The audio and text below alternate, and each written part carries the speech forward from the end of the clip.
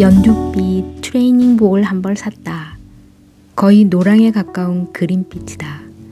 퇴근길에 지희랑 종로의 이탈리안 레스토랑에서 만나기로 했는데 조금 일찍 도착한 김에 가까운 지하 아케이드를 둘러보다가 그 눈부신 연두빛을 발견했다.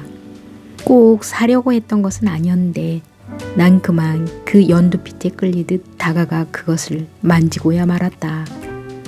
분명 눈으로만 보세요 라고 쓰여 있었는데 손바닥으로 가만히 쓸어내렸던 것이다. 그것은 무채색 겨울 들판 구석에 혼자 핀 아기 민들레의 새싹 같은 빛이었다. 안녕하세요. 책 한 권의 여유로움입니다. 사랑 후에 오는 것들. 공지영 지음. 이야기 중에 최고의 이야기는 사랑 이야기가 아닐까 합니다. 사람이 살아있다는 것을 알게 하는 사랑 이야기요. 소설 경력 20년의 노련한 작가가 풀어쓴 수줍고 순수한 정서가 호기심을 불러일으킵니다. 제목처럼 사랑한 후에 다가오는 모순된 감정을 독백처럼 해설하는 소설입니다. 구성도 특별합니다. 한일 간의 관계를 사랑이라는 코드로 풀어보고 싶다는 일본 작가 츠지 히토라리의 제안으로 시작되었다고 하는데요. 한국인 여자 편을 읽고 나면 일본인 남자 편을 읽게 될 것 같습니다. 이야기는 아버지 회사가 출판한 일본인 작가 초청 발표에 통역하는 일을 맡게 되면서 시작됩니다. 함께 감상하시죠. 좋아요, 구독, 댓글도요. 사사의 히카리. 한국의 친구, 일본의 친구라는 작품으로 일본의 N 문학상 수상. 나는 기획안을 대충 훑으며 간단하게 샌드위치로 점심을 때우고 벤에 올라탔다. 겨울 한강은 아름다웠다. 물빛은 하늘을 따라 푸르르고 간간히 커다란 날개를 펴고 낙하하는 겨울 새들이 보였다. 이렇게 길고 넓은 강을 따라 공항으로 가는 길은 떠나는 사람에게나 돌아오는 사람에게나 누군가를 보내는 사람에게나 누군가를 맞이하는 사람에게나 모두 생각할 거리를 준다. 가깝거나 먼 어떤 거리를. 만일 비행기가 인천으로 내린다면 이 강이 다다르고야 마는 바다까지 볼 텐데 싶어 조금 아쉬운 마음도 있었다. 문득 7년 전 도쿄를 떠나 김포에 내릴 때 생각이 났다. 뜻밖에도 동생 로기와 민준이 마중 나와 있었다. 로기보다 나를 먼저 발견한 민준은 꽃다발을 내밀며 홍 무사 귀환을 축하해 했다. 그의 목소리는 늘 경쾌한 미였다. 미, 파, 소의 건반만 있다면 그의 목소리를 다 묘사해낼 수가 있다. 화가 났을 때는 낮은 옥타브의 라와 솔이 된다. 홍이라는 명랑한 발음으로 나를 맞은 민준을 똑바로 바라볼 수가 없었다. 그리고 그 민준의 얼굴은 그로부터 6개월 후 대체 일본에서 무슨 일이 있었던 거니? 라고 묻던 얼굴과 언제나 겹쳐진다. 속이려고 했던 것은 아니야 라고 내가 말을 꺼냈을 때 그가 지은 그 참담한 표정도 나는 기억하고 있다. 내가 한참 동안 입술을 깨물고 있다가 대답하자 그가 말했다. 대답하지 말지 그랬니? 우리가 그러니까 결혼하기로 약속한 애인이었던 것은 아니잖아 라고 물을 수도 없었다. 그가 호련히 미국으로 떠나버렸을 때 거기서 어떤 여자와 약혼을 할 거라고 엄마가 한숨을 쉬며 내게 소식을 전할 때도 나는 그 생각을 했었다. 5년 후 다시 돌아온 민주는 미국에서 한 약혼은 취소되었다고 말했다. 무엇 때문인 줄 아니? 하고 그가 물을까봐 나는 무서웠다. 늦은 저녁 우리 집 앞까지 나를 데려다 주면서 그는 손을 내밀어 내게 악수를 청했다. 그의 손을 다시 잡아야 할지 말아야 할지 망설이는 나에게 그는 좋은 친구로서 라고 말했다. 난 그가 미국에서 약혼을 파기한 일이 속상했고 또 고마웠다. 그 모순된 감정을 어떻게 설명해야 하는지 알 수 없었다. 우리 집에서는 모두 민준을 아주 어릴 때부터 그냥 준이라고 불렀다. 나도 그랬다. 그러나 그날 이후 나는 그의 이름을 부르는 일을 피해왔다. 준이라는 글자를 차마 내 입으로 호칭할 수 없는 듯 했고 그렇게 하고 싶지 않았다. 내가 준 하고 입을 떼면 그가 아무리 먼 데 있어도 내 목소리를 들어버릴 것만 같았다. 아니다. 그런 생각은 그만해야 했다. 세상에는 두 가지 종류의 사람이 있다. 기적은 없다고 믿는 부류의 사람들과 기적이라고 믿는 부류의 사람들.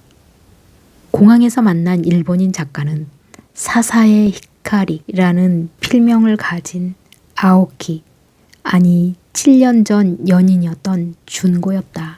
그러나 그가 아오키에서 사사에로 변해 있듯이 나도 변해 있었다. 말갈량이 베니에서 이제는 채홍 기획실장으로 22에서 29으로 변하지 않는 사랑을 믿느냐는 질문을 하던 여자에서 그런 말 같은 건 꺼내지 않는 여자로 아니 변하지 않는 것도 있었다. 나는 최 씨의 곱슬머리에 옥리를 가진 여자였다. 내 동생은 최 씨의 곱슬머리에 옥리에다 말띠기까지 하다. 우리는 한국에서 여자들이 가지고 있으면 불편한 고집과 배짱 같은 것들을 가지고 있는 자매였다. 민준 오빠가 불쌍해. 동생 로기는 가끔 내게 그렇게 말했다. 그가 왔어 라고 내가 말하면 로기는 뭐라고 대답할까? 난 그게 무서웠다. 2살 아래의 동생이긴 하지만 로기는 언제나 나보다 어른스러웠다. 내가 언니였다면 난 지난 일 같은 건 그냥 아름답게 간직해버리고 말 거야. 노래방 같은 데서 노래 부를 때만 조금 생각하고 나머지는 다 잊어버릴 거라고. 잊는다고? 내가 물었을 때 로기는 맥주잔을 들다 말고 나를 빤히 바라보며 말했다. 그래, 잊는 거, 잊어버리는 거 말이야. 잊는다는 건 꿈에도 생각해 본 일이 없었다. 내가 잊으려고 했던 것은 그가 아니라 그를 사랑했던 나 자신이었다. 그토록 겁없이 달려가던 나였다. 2살. 사랑한다면 그가 일본인이든 중국인이든 아프리카인이든 아무 상관이 없다고 믿었던. 사랑한다면 함께 무엇이든 이야기하고 나누고 비밀이 없어야 한다고 믿었던 22살의 벤이었다. 그를 만나지 못해도 영영 다시는 내 눈앞에 보지 못한다 해도 잊을 수 없다는 것을 나는 알고 있었기 때문이다. 그래서 나는 그때 그를 떠날 수 있었는지도 모른다. 일본에서 돌아와 보니 할아버지는 뇌일혈로 쓰러지셨다가 겨우 회복해서 고향인 서귀포로 내려가시고 할아버지가 물려주셨던 아버지의 빌딩은 은행에 넘어갔고 우리가 살던 집은 출판사로 변해 있었다. 아버지는 서울 군교 분당의 저수지 근처에 겨우 집을 구했다고 했다. 아마도 그건 민준이 할아버지인 이 변호사님의 덕택인 것 같다고 로기가 내게 귀띔했다. 행복은 알 듯 모를 듯 하나씩 오지만 불행은 때를 지어 다닌다는 서양의 격언이 떠올랐다.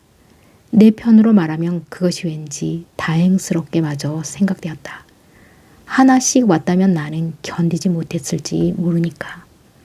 한 가지 불행으로 한 가지 불행을 잊고 이것이 견디기 힘들면 저 불행을 생각하고 그것에 힘이 들면 불행들이 서로 자기가 더 불행한 거라고 싸우는 꼴을 우두커니 지켜보면 되니까. 우린 가난해진 거야. 평생 가난을 모르던 엄마는 우울증에 걸린 듯 말이 없어져 갔고 아버지는 점점 더 집 밖으로 떠돌았다.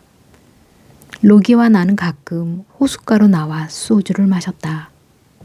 나는 소주로 더워진 뺨을 문지르고는 그 호숫가를 뛰었다. 가끔은 속이 상한 로기도 내 뒤를 따라 뛰었다. 세계 일주를 하고 싶어하는 로기와 나는 그렇게 숨차게 달려갔다. 그러면 잠들 수 있었다. 그런 날은 꿈도 꾸지 않았다. 내 발바닥에 물집이 여러 번 잡히고 그 투명한 물집에 무명씨를 꿰면서 괜찮아홍, 괜찮아홍 했다. 그렇게 나는 뛰었고 외환위기로 거의 부도에 몰린 아버지의 사업을 위해 할아버지처럼 한글학자가 되겠다는 꿈 같은 건 다 접고 학교가 끝나면 맥주를 마시러 가는 친구들에게 좀 중요한 약속이 있어 하고는 짐짓 태평한 얼굴로 말하고는 버스에 올라탔다. 그러고는 직원들이 모두 퇴직해버린 아버지의 출판사로 갔다. 밤새 빨간 수성펜으로 사무실에서 아버지와 단둘이 교정을 보았다. 그런 일들이 일어나지 않았다면 난 아마 다시 일본으로 가는 비행기를 탔을지도 모른다. 물론 그건 아무도 모른다. 22에서 29이 되도록 그런 날들이 하루하루 흘러갔다. 친구들 결혼식에 가서 병풍처럼 신랑 신부 뒤에 얌전히 서서 사진을 찍거나 출판사와 집을 오갔다. 가끔 친구 지희에게 사주 카페에 가서 수염이 덥수룩한 남자에게 손을 맡기고 앉아서 돈은 많이 벌겠어요? 좋은 사람은 언제 나타나는데요? 하고 하품을 참으며 질문을 해대거나 타로 카드를 뽑으며 운명의 수레바퀴 같은 건 언제쯤 뽑아들 수 있을까 하고 낄낄거렸다. 그것도 힘들어한 날에는 록카페에 가서 귀를 때리는 멍멍한 음악을 듣다가 우리 그만 감자탕이나 먹으러 갈래? 하는 말을 주고받곤 했다. 지난해 민준이 약혼을 파기한 채로 귀국할 때까지는 그랬다. 창밖에 밤비가 속살거려 육첩방은 남의 나라. 시인이란 슬픈 천명인 줄 알면서도 한 줄 시를 적어볼까. 나는 무얼 바라. 나는 다만 홀로 침전하는 것일까. 인생은 살기가 어렵다는데 시가 이렇게 쉽게 쓰여지는 것은. 윤동주의 시집을 끼고 일본으로 떠났던 나는 학교 선배가 아이를 낳으러 잠시 한국에 간 사이 그 방을 빌려 머물고 있었다. 보내주신 학비 봉투를 받아 옆구리에 끼고 아침에 어학원에 가서 초보적인 일본 말을 하는 것 외에는 할 일이 없었다. 어학원에서 일본 말을 몇 마디 하는 것 외에는 하루 종일 한마디도 하지 않을 때도 있었다. 나는 일본어 단어를 외우다가 자주 호숫가로 나갔다. 나는 아케이드의 유명한 집에서 줄을 서 크로켓을 사다가 그것이 다 식을 때까지 그를 기다리곤 했었다. 내가 처음 그를 보았을 때 그 빙하의 단면이 잘려나간 듯한 애로움을 알아보았다고 한 번만 더 그를 보면 말하고 싶었던 거였다. 어머 마침 크로켓을 샀는데 아직 뜨거워요. 하나 드시겠어요? 난 그것을 일본어로 연습했다. 우연이네요. 또 만나다니. 지난번엔 정말 고마웠어요. 난 그 말도 연습했다. 하지만 하느님은 내게 그런 우연을 허락하지 않았다. 그렇게 꽃이 다 지도록 나는 그를 만나지 못하고 호숫가 벤치에 앉아 혼자서 그것을 다 먹었다.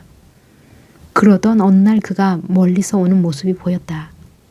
나도 모르게 가방에 있던 인형을 꺼내 주었던 것은 내 손에 더 이상 따뜻한 크로켓이 없어서이기도 했지만 연습해 두었던 말이 하나도 생각나지 않아서이기도 했다. 그는 그 인형을 받아들고 나를 향해 웃었다. 나도 웃었다. 말 같은 건 필요 없었다.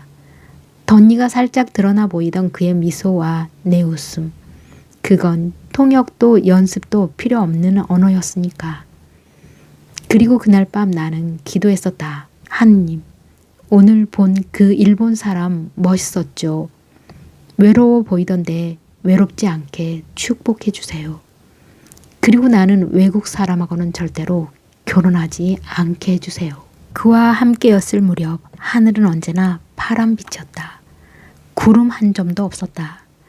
흰 베이비 파우더를 뿌려놓은 듯한 벚꽃이 눈부시게 피어있는 이노카시라 공원 근처의 골목길을 나는 자전거로 달리고 있었다.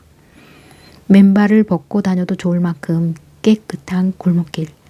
아무리 쨍한 햇볕이 내리쬐는 날에도 골목길에는 아이들이 있고 집 앞에 내어놓은 제라늄 화분들이, 건물 옥상에는 빨래들이 마르고, 그리고 이상한 저교가 흐르고 있었다.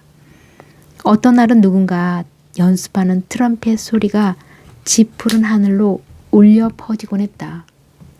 아득하고 쓸쓸하고 먼 선율. 가끔은 그 음악 소리가 들리는 골목길 한편에 자전거를 세우고 나 혼자 쭈그리고 앉아있곤 했다. 그런 날 오후에는 나는 내 가방 한편에 있는 엽서를 꺼내 들고 준고의 집으로 갔다. 준고의 집은 언제나처럼 헝클어져 있었다. 너희 엄마는 여기 안 와보니? 내가 일본에 머무르고 처음 6개월 동안 2번이나 도쿄로 찾아와 김치를 담가주고 밥을 해주고 내 방을 청소해주던 우리 엄마를 생각하며 내가 심드렁하게 물었었다. 엄마 없어.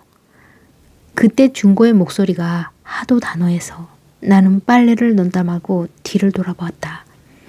내가 처음 그를 발견했을 때 보았던 빙하의 단면 같은 차가움과 날카로움이 그의 얼굴에 어리고 있었다. 아픈 이야기를 꺼낸 거라면 미안해. 준고는 아무 말도 하지 않았다. 난 그의 엄마가 죽었다고 생각했다. 차마 물어볼 수는 없었지만 병으로 돌아가셨다고 상상했다. 슬프게 죽어가는 병든 엄마와 창백한 소년의 이별 장면이 떠올라 어느 날은 그를 그냥 하염없이 안아주고도 싶었다. 그가 어느 날 연주회에서 피아니스트 아오키 나오미 씨 앞으로 내 손을 잡고 걸어갈 때까지는 그랬다. 아오키 나오미 씨는 아름다운 일본 여성이었다. 화려했고 눈이 부셨다. 검은 벨벳 드레스를 입은 그녀의 얼굴은 티파니 보석 가게에 진열된 보석들처럼 반짝이고 있었다. 난 그녀와 인사를 하고 돌아 나오던 그날 밤 준고의 얼굴을 잊지 못한다. 그가 곧 울음이라도 터뜨리거나 길거리에 공중전화 부스를 부숴버리거나 할 것 같았다. 난 그 이후로는 그에게 엄마라든가 비창이라든가에 대해 아무 이야기도 꺼내지 않았다. 그는 늘 늦었다. 그의 방은 언제나 텅 비어 있었다.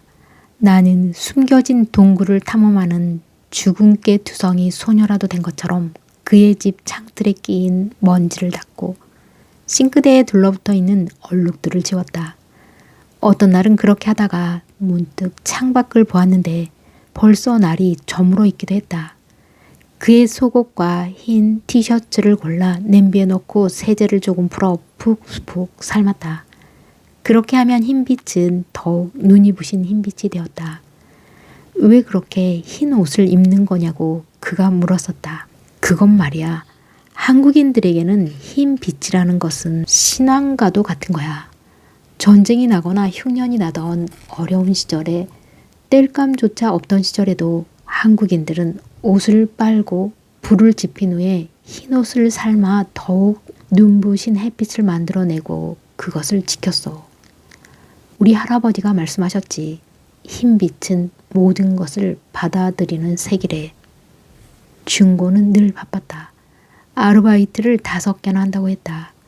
가만히 보니까 어떤 때는 임시 아르바이트까지 하는 것 같았다. 그래야 학비를 번다니. 너희 아버지는 뭐 하셔? 너 혹시 고아 아니니? 나는 물었다. 아버지는 첼리스트야. 가난한. 그가 말했다. 혹시 가짜 부모님? 내가 묻자 그가 하하하고 웃었다. 이해가 가지 않았다. 한국 같으면 아버지가 등록금만이라도 대주지 않을까 하는 생각 때문이었다. 가끔은 그렇게 청소를 하고 엉덩이를 살짝 흔들며 노래하고 있는 내 뒤로 다가와 그가 내 허리를 살며시 안았다. 이상한 일이었다. 엄마가 알면 큰일이라는 것을 알면서도 나는 부끄럽지 않았다. 알몸이 된 채로 그의 침대를 빠져나와 달빛 어린 창가에 서 있었다. 알몸을 보이는 것이 싫어서 대중 목욕탕에도 가지 않던 나였다. 나는 엄마가 알면 큰일이라는 것을 알았지만 드디어 엄마에게 말해버리고 말았다. 엄마, 나 결혼할 거야. 사랑하는 사람이 생겼어. 나는 22살이었다. 대학 3학년을 휴학하고 일본으로 어학연수를 간 참이었다. 전화기 너머에서 엄마의 입이 벌어져 다물었지 않는 게 느껴졌다. 약간 우스운 기분이 들었다. 정말이야, 사랑하는 사람이 생겼어. 인사하러 갈게. 아님 엄마가 일본으로 와. 1분간의 침묵 후에 엄마가 차분하게 말했다. 뭐하는 사람이냐고도 묻고 집안이 어떠냐고도 물었다. 부자냐고도 묻고 드디어 마지막에 설마 일본 사람은 아니겠지 하고 물었다. 난 엄마의 질문에 모조리 마음에 들지 않는 대답만 해댔다. 부모는 이혼하고 집은 가난하다고 대답했다. 학비도 생활비도 대주지 않으니까 내 맘대로 그렇게 생각해버렸던 것이다. 그 편이 조금 더 로맨틱하게도 느껴졌었다. 그리고 마지막으로 일본인이라는 대답을 했을 때 전화기 너머로 로기의 비명 같은 소리가 들려왔다. 나중에 듣고 보니까 엄마가 내 전화를 받다가 잠깐 아찔해져서 소파에 쓰러지듯 주저앉은 모양이었다. 너 미쳤니? 엄마가 물었다. 엄마. 이런 사랑이 내게 오다니 믿을 수 없어. 행복해서 미칠 지경이라고. 난 대답했다. 돌아오라고 엄마가 말했다. 학비건 생활비건 한 푼도 없을 거라고. 내가 결혼한다는데 왜 엄마가 난리야. 엄마 보고 그 일본 사람한테 시집 가라고 한 것도 아니잖아. 나는 이해할 수 없었다. 내가 사랑하는 사람과 결혼한다는 일이 왜 엄마를 화나게 하는지 그때까지는 알 수 없었던 거였다. 난 가방을 챙겨 집을 나섰다. 엄마가 일본에 있는 인척을 시켜 당장 널 귀국시키겠다는 말만 안 왔더라도 그렇지 않았을 것이다. 아니 그렇지 않았다 해도 무슨 핑계를 대서 나는 그의 곁으로 갔을 거라는 게 맞을 일이다. 난 그와 잠시도 떨어져 있고 싶지 않았다. 그의 모든 것을 알고 싶었고 참견하고 싶었고 그래서 내가 그의 일부가 되고 싶었다. 그게 어떤 의미인지 알 수 없었다. 사랑을 하면 그냥 그렇게 해도 되는 줄 알았다. 사랑하는 마음만으로 충분하다고 믿는 나는 내 감정에 충실한 이기주의자였다. 난 가방을 챙겨 그에게로 갔다. 공원에서 올려다본 그의 방에는 불이 켜져 있었다. 준고는 책상 앞에서 무언가 쓰고 있었다. 내 가방과 나를 보며 놀라는 준고에게 나는 큰 소리로 말했다. 준고, 자, 받아. 나를 몽땅 내게 줄게. 결혼 선물이야. 그리고 나는 그의 품으로 뛰어들었다. 결혼은 사랑하는 사람과 하는 게 아니야. 그건 지옥으로 들어가는 거지. 결혼은 좋은 사람하고 하는 거야. 내가 일본에서 돌아온 후 한동안 울던 그 무렵 엄마는 말이 없어진 내게 그렇게 말하곤 했었다. 21살의 맞선을 보고 아버지와 결혼한 엄마에게 무슨 말을 하겠는가. 식사를 마친 엄마는 찬장의 그릇을 꺼내시기 시작했다. 엄마의 기분이 별로라는 걸 어젯밤부터 느끼긴 했었지만 계절이 바뀌지도 않았는데 그릇들을 다 꺼내어 다시 씻는 것을 보면 아무래도 엄마의 기분이 그러니까 별로인 것 같았다. 난 그러는 엄마가 조금 안쓰러워서 하는 수 없이 청소기를 꺼내들고 거실을 청소했다. 마음이 심란할 때는 육체를 움직이는 것이 좋은 일이라는 걸 나는 알고 있었다. 나이가 들면서 조금씩 내가 싫다고 말해오던 엄마의 어떤 부분들이 이해되기 시작했다. 엄마는 우리에게 집안일을 시키지 않았다. 엄마는 늘 말하곤 했다. 하지 말고 그냥 둬라. 시집가면 만날 할 텐데. 그러면 나는 입술을 뾰로퉁하게 내밀며 말하곤 했다. 난 안 해. 하녀가 있는 남자에게 시집갈 거야. 그러면 동생 로기가 대개는 시니컬한 표정으로 끼어들곤 했었다. 하녀가 있는 남자가 뭐하러 장가는 가겠소. 아니다. 나는 안다. 사랑에 빠지면 사람은 보수적으로 변하는 것만 같다. 집안일을 싫어하는 나였지만 난 준고의 집을 누구에게도 손대게 하고 싶지 않았다. 그의 땀내가 배어있는 그 속옷을 누구에게도 빨게 하고 싶지 않았다. 한국과는 달리 빨래가 잘 마르지 않던 도쿄의 날씨. 난 아직 덜 마른 그의 티셔츠와 바지 그리고 중고의 속옷까지 정성스레 다림질을 하고 향긋한 세제 냄새가 풍기는 그 속옷 하나하나에 입을 맞췄다. 어느 날은 장난기가 발동해서 빨간 립스틱을 바르고 거기다가 조그맣게 내 입술 자국을 내어넣기도 했다. 그걸 본 중고의 얼굴 표정을 상상하면서 대청소를 하면서 또 그의 생각이 떠오르다니 별로 기분이 좋지 않아져서 나는 서둘러 거실을 정돈하고 녹차를 진하게 끓였다. 엄마는 아빠를 아직도 사랑해? 내가 물었다. 내가 뺨을 대고 있는 엄마의 등이 잠시 굳어졌다. 사랑은 하지. 그런데 좋아하지는 않아. 난 엄마의 등에 계속 얼굴을 댄 채로 엄마가 틀어놓은 개수대의 물소리를 듣고 있었다. 사랑은 하는데 좋아하지는 않는다. 그건 어떻게 다른 것일까? 엄마, 나 민준이를 좋아하고 있어. 참 보기 드물게 훌륭한 남자라는 것도 알고 있어. 엄마 마음에 들고 아빠 마음에 들고 돌아가신 할아버지도 마음에 들어 했다는 것도 알고 있어. 엄마가 행주지를 멈추고 허리를 감고 있는 내 손을 떼어놓은 다음 나를 돌아보았다. 왠지 나는 엄마를 똑바로 마주 볼 수가 없었다. 난 자신 없이 중얼거렸다. 훌륭한 남자라고 해서 내가 사랑해야 하는 것은 아니잖아. 그가 왔니? 하고 엄마가 물어보지 않아서 다행이었다. 만약 엄마가 그렇게 물었다면 나는 말했을 것이다. 하느님이 너무 밉다고. 변하니까 우린 사는 거다. 뛸 때는 아무 생각 안 해도 된다. 그냥 뛴다. 난 윤동주의 시집을 끼고 젊은 윤동주처럼 일본으로 향했다. 할아버지처럼 한글학자가 되거나 아니면 윤동주를 연구하는 문학자가 되고 싶었다. 만주 영종 출신의 이 젊은 시인이 얼굴까지 해사한 것이 무척 마음에 들었다.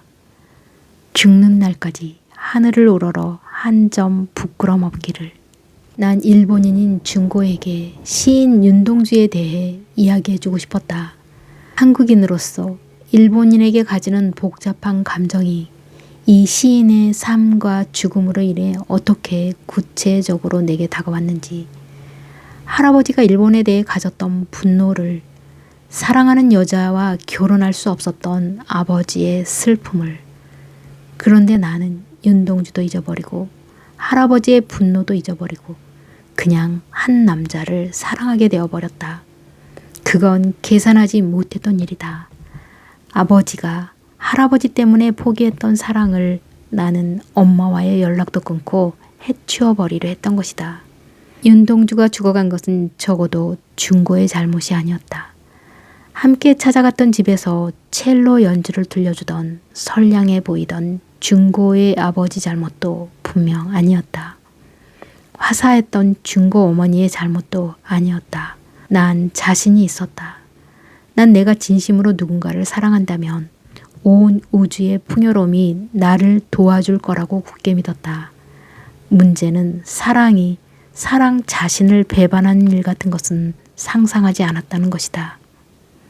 사랑에도 유효기간이 있다는 것, 그 자체가 이미 사랑의 속성이었다. 우리는 사랑이 영원할 거라고 믿게 하는 것 자체가 이미 사랑이 가지고 있는 속임수라는 것을 알아차리지 못했던 것이다. 사랑의 빛이 내 마음속에서 밝아질수록 외로움이라는 그림자가 그만큼 짙게 드리워진다는 건 세상 전지가 다 아는 일이었지만 나만은 다를 거라고, 우리의 사랑만은 다를 거라고 믿었다. 그것 자체도 사랑이 우리를 속이는 방식이라고 지인은 분석하곤 했었다.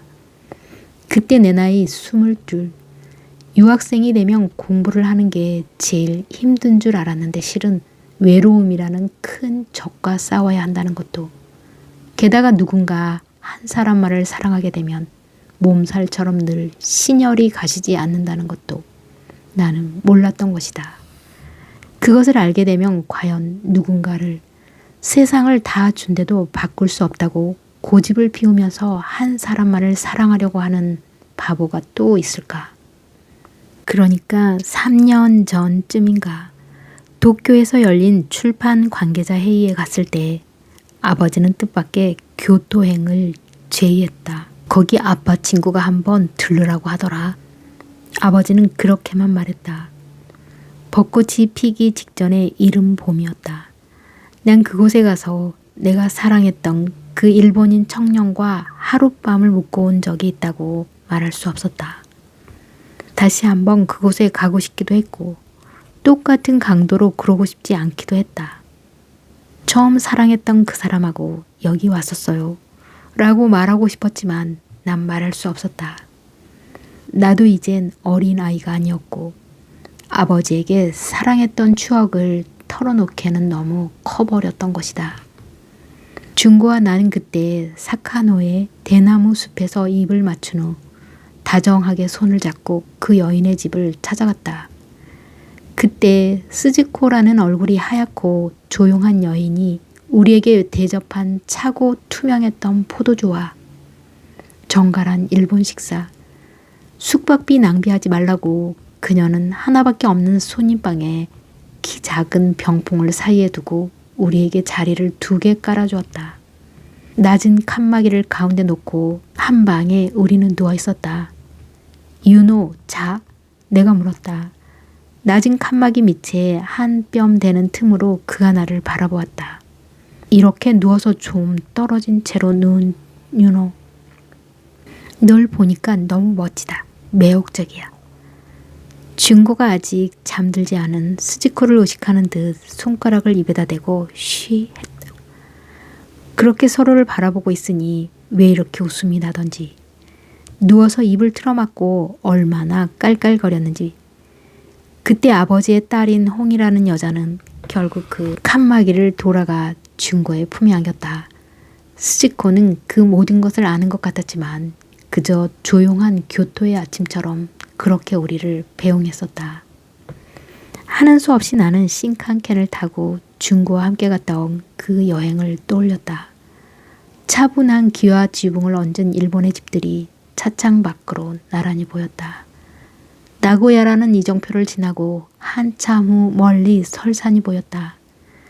도쿄에서 교토로 달리는 신칸켄이 덜컹일 때마다 이 길에 뿌려진 준고와 홍해의 자취를 밟고 가는 것만 같았다. 젊어서 무모했던, 그러므로 순정적이었다고, 따라서 패배했던 사랑의 자취들, 보이지 않지만 그렇게 실패할 수밖에 없었던 한국과 일본의 연인들의 과거가 점점이 흩어져 벚나무마다 하얗게 맺혀 있는 것 같았다. 꽃으로 피어나기 위해서. 사노가의 전통 찻집 지쿠로안 앞에서 아버지와 딸은 그렇게 각각 일본 여인과 일본 남자를 생각하며 그 대나무 숲을 걸었다. 그리고 우리는 스즈코의 찻집으로 들어섰다. 그때 아버지를 바라보던 스즈코의 표정을 내가 잊을 수 있을까? 오직 한 사람만을 사모하는 여인의 눈빛이 저런 것일까? 소유욕도 넘어서고 육체도 넘어서고 그리고 마지막 남은 정신도 넘어서서 바라보는 존재가 되어버린 여인의 눈빛. 그건 우리 세대하고는 너무나 동떨어진 개념이었지만 하는 수 없이 나는 존경의 눈빛으로 그녀에게 인사했다. 하지만 동시에 평생 아버지의 등 뒤에 서 있는 엄마의 눈빛을 함께 떠올릴 수밖에 없었다. 두 여인 중에서 누구의 인생을 택하고 싶느냐고 나는 내게 물어보았다.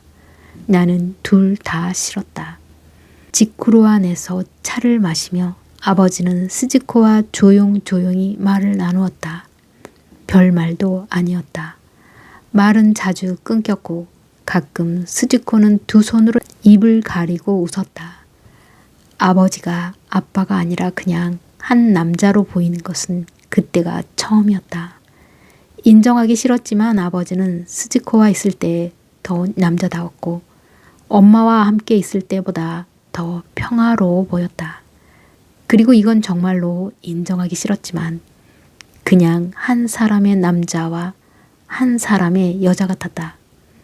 그 무렵 정체성의 혼란 없이 내가 두 사람을 바라볼 수 있었던 것은 아마도 그때 내가 하나의 사람으로 성장했기 때문이었을까? 아버지가 화장실에 간 사이 내 시선은 하는 수 없이 준고와 같이 묵었던 손님 방으로 향했다. 방문 밖에 걸린 붉은 등롱도, 뒷창에 푸른 대나무 숲도, 정갈한 다다미 방도 그대로였다. 그때 스즈코가 가운데 막아주었던 키 작은 병풍이 방 한 구석에 아직도 서 있는 것을 보았을 때 아마 혼자였다면 나는 울어버렸을 것이다. 입을 앙다물고 있는 내게 스즈코가 말했다. 홍이가 한국인으로 태어난 것은 홍이의 잘못이 아니야. 그렇지만 누군가가 홍이를 한국인이라고 해서 사랑하지 못한다면 그건 그 사람의 잘못이겠지. 거꾸로 이야기해서 준고가 일본인인 것이 그의 잘못은 아니지만 일본인이라고 해서 네가 사랑하지 않는다면 그건 네 잘못이라는 말이었을 것이다. 우리 할아버지가 반대하신 건가요? 스즈코는 조용히 웃었다. 우리 아버지를 용서하실 수 있었어요. 스즈코는 조용히 웃었다. 아직도 아버지를 사랑하시나요? 세상에 그런 사랑이 있는 건가요? 얼굴이 잠깐 어두워지더니 스즈코는 그냥 조용히 웃었다. 어느 날인가 아버지와 나는 포장마차에 앉아 투명한 소주가 담긴 작은 잔을 하나씩 들고 가볍게 부딪혔다. 난 아버지를 향해 밝게 웃어주었다. 그래야 할 것 같았다. 교토의 그 사람. 내가 2잔쯤 마셨을 때 반잔도 비우지 않은 아버지가 입을 열었다. 왜 그런지 가슴이 덜컥 내려앉았다. 사에키 스즈코 씨? 내가 물었다. 아버지는 상처 위에 소독약을 붓는 것처럼 쓰라린 표정으로 잠시 입을 다물었다. 여전히 그 이름을 듣는 것만으로도 힘들어하는 아버지가 나는 문득 가여워졌다. 아버지는 그런 내 눈길을 느꼈는지 나를 바라보았다. 아버지의 눈에는 이제 인정하고 싶지 않지만 딸을 한 사람의 여자로 인정해야 하는 이 세상 모든 아비들의 회한과 용기 같은 것이 지나고 있었다.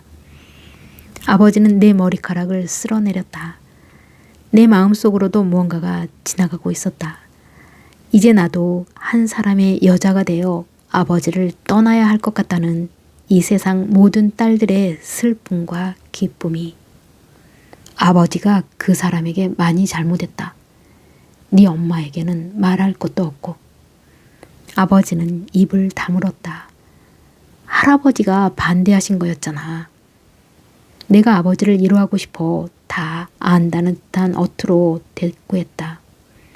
아버지는 술잔을 그러진 채로 가만히 고개를 저었다. 할아버지는 아무 말씀도 하지 않으셨다. 그 여자를 거절한 것은 나였어. 가슴이 쿵하고 내려앉았다. 나는 할아버지가 일본을 싫어했고 그래서 반대한 줄로만 알고 있었다. 엄마도 그렇게 알고 있었다.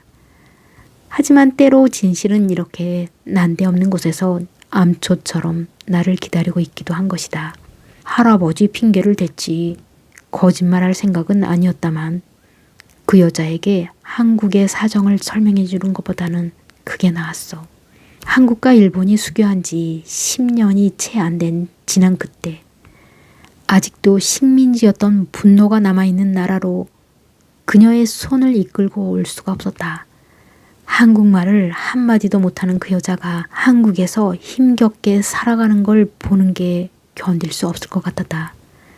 그렇다고 맏아들로서 일본에 가서 살 자신도 없었고. 이해할 수가 없어. 아빠, 사랑했다면, 그게 진짜였다면. 아빠는 그렇게 함으로써 아빠는 2 여자를 불행하게 만들었잖아. 나는 나쁜 딸처럼 말했다. 그렇지만 다 이해할 수 없었던 것은 아니다. 그렇지만 꼭 다 이해할 수 있었던 것 또 하나. 난 이제 내가 아버지를 딸로서가 아니라 한 여자로서 대하게 되었다는 것을 깨달았다. 비겁했던 거지. 아버지는 남은 술을 마저 마셨다. 그 말을 들었을 때 우리가 앉은 포장마차 밖으로 광활한 시베리아와 거대한 만주 땅과 높다란 게마 고원을 모두 지나왔을 대륙의 바람이 지나가고 있었다. 바람이 불 때마다 포장마차의 천막이 펄럭펄럭했다. 문득 흔들리고 있는 것은 그 천막만은 아니라는 생각이 들었다. 미안하다, 홍아. 아버지가 낮게 말했다. 딸 앞에서 자신이 비겁했다고 말하는 아버지는 그럼에도 용감해 보였다. 귀 밑으로 보이는 머리는 희끗거렸고 엷은 주름이 진 얼굴은 건조해서 까칠해 보였지만 실은 멋있어 보이기도 했다. 그리고 조금은 슬픈 느낌을 주었다. 할아버지가 돌아가시기 전에 나를 부르셨다. 제대로 말도 못하시는 양반이 힘겹게 말씀하셨어. 홍이 너를. 술잔을 들다가 내가 멈칫했다. 등줄기를 따라 차고 단단한 것이 주룩 흘러내려왔다. 너를 막아서는 안 된다고. 젊은이들에게 더 이상 우리의 상처를 물려주지 말라고.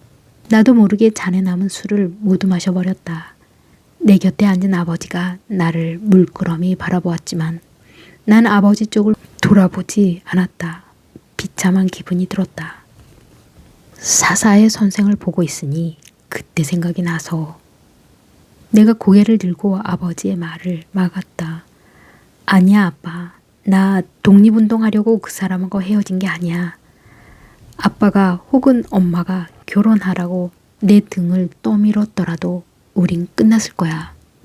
아빠, 사랑은 어쨌든 끝나는 거잖아. 헤어져도 끝나고 결혼해도 끝나고. 7년 동안 한 번도 그 친구를 잊은 적이 없습니다. 내가 통역해야만 했던 그의 말이었다. 그러니까 내가 발표회 통역을 마치고 나와 자동차 기어를 올렸을 때 그가 빠르게 내 곁으로 올라탔다. 그가 문을 닫자 밖에서 그와 함께 몰려온 싸늘한 냉기가 내 귓가를 스쳐갔다. 누가 뒤에서 경적을 올렸다. 운명의 나팔 소리 같았다. 난 하는 수 없이 차를 출발시켰다. 그와 나는 이렇게 단 둘이 차에 있어 본 적이 없었다. 우리는 차가 없었으니까. 그때 우리는 가난했으니까. 자전거를 타고 서로 스치듯 장난을 하거나 전철에서 내가 그의 팔짱을 끼고 꼭 붙어 있는 것이 전부였다. 이렇게 밀폐된 공간에 둘만이 있는 것은 그의 방에서 말고는 처음이었다. 겨드랑이에서 식은땀이 흐르고 갑자기 모든 길이 내 지도에서 사라지는 것 같았다. 횡단보도에서 사람 하나를 발견하고 급 브레이크를 밟았을 때에야 난 잠시 정신을 가다듬을 수 있었다. 아직도 달리니? 그가 많이 생각한 어투로 물었다. 베니, 만약 네가 오해를 하고 있다면 난 그 오해를 풀고 싶다. 기를 쓰고 말을 붙이려는 중고를 떼어놓느라 안간힘을 쓰던 며칠이 지나고 그리고 이제 이 새벽이 그와 내가 같은 하늘에 있는 마지막 아침으로 향하고 있었다. 겨울의 정원은 점령군이 휩쓸고 지나가 버린 듯 황량해 보였다.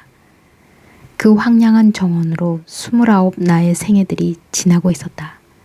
나의 사랑과 나의 행복과 그토록 원했던 것들이 손끝에 만져진다고 생각했던 순간 내 손 안에서 사라져갔던 그 기억들처럼 마치 태어나고 죽는 모든 것이 그렇듯 예기치 않은 모든 사고와 만남과 사랑 혹은 인간의 성장이 그렇듯 모든 것이 그저 운명이라고 말할 수밖에 없다. 후회하느냐고 묻는다면 많이 망설이다가 대답할 것이다. 그것은 정말로 부질없는 질문이라고. 언니, 왜 오늘 회사 안 가?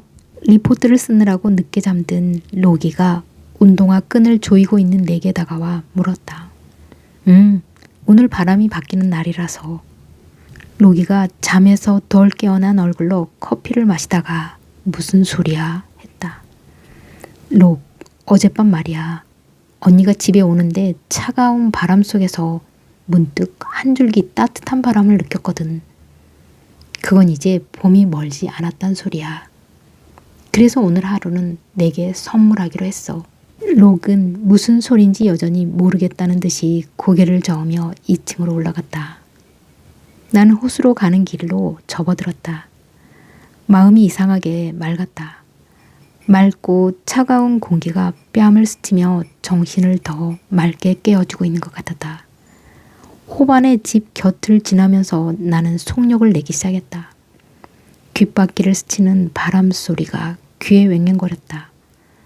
호반의 집 앞에서 커브를 돌아 앞으로 달려가는데 멀리서 누군가가 달려오고 있었다.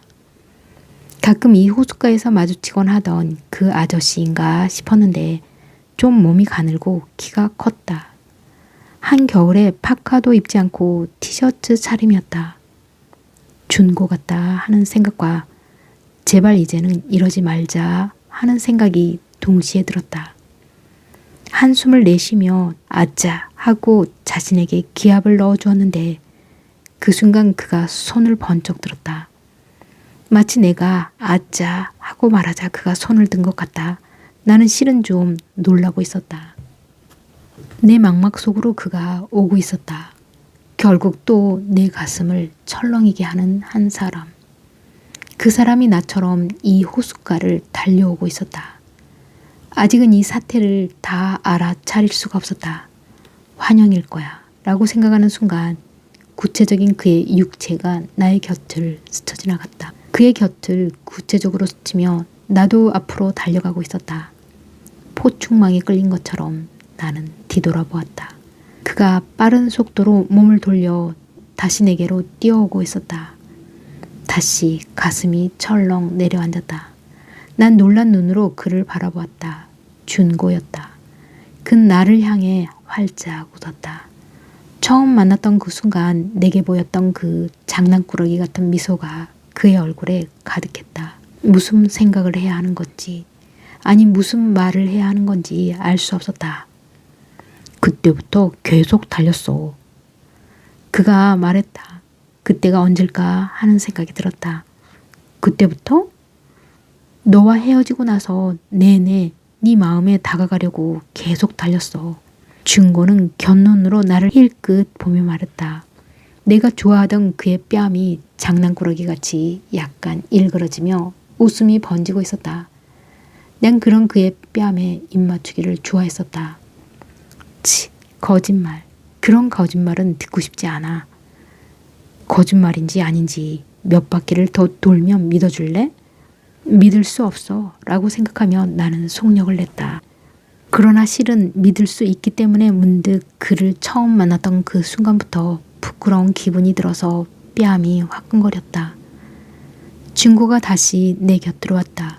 햇살은 엷은 안개를 걷어내며 호수 위에서 반짝거리고 청둥오리들은 힘차게 꼬리를 쫑긋거리며 헤엄치고 있었다.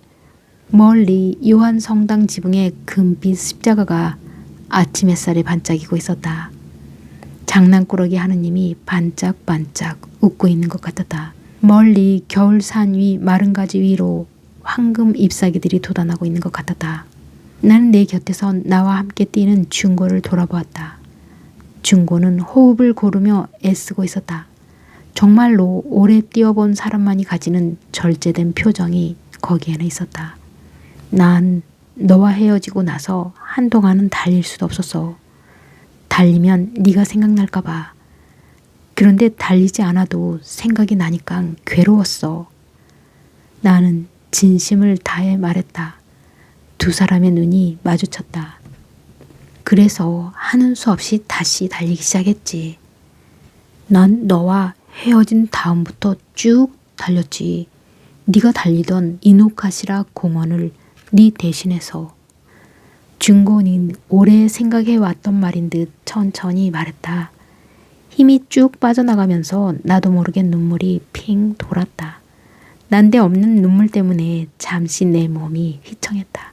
그가 균형을 이루려고 하는 내 손을 잡았다. 구체적인 체온이 내 손을 통해 그 손을 통해 느껴졌다. 한국인이든 일본인이든 혹은 서양인이든 모두가 가지고 있는 생명의 온기. 사랑하는 사람들만이 느끼는 따스한 온기. 젊은이들만이 가지는 힘찬 손의 맥박. 나도 그의 손을 꼭 잡았다. 아니야, 우리가 나빴어. 우리는 손을 잡고 앞으로 달려나아갔다. 멀리 햇살이 솟아오르고 있었다. 따뜻하고 노란빛이었다. 나는 그 햇살을 온몸으로 받으며 괜찮니, 윤호? 하고 묻고 싶었다. 그러면 그는 대답할 것이다. 괜찮아, 베니. 하고. 우리는 오랜 길을 돌아왔다. 슬프고 고통스러운 반추의 길이었다. 그러나 결국 이렇게 만났고, 그러니까 나는 그를 더 사랑해도 괜찮은 것이다.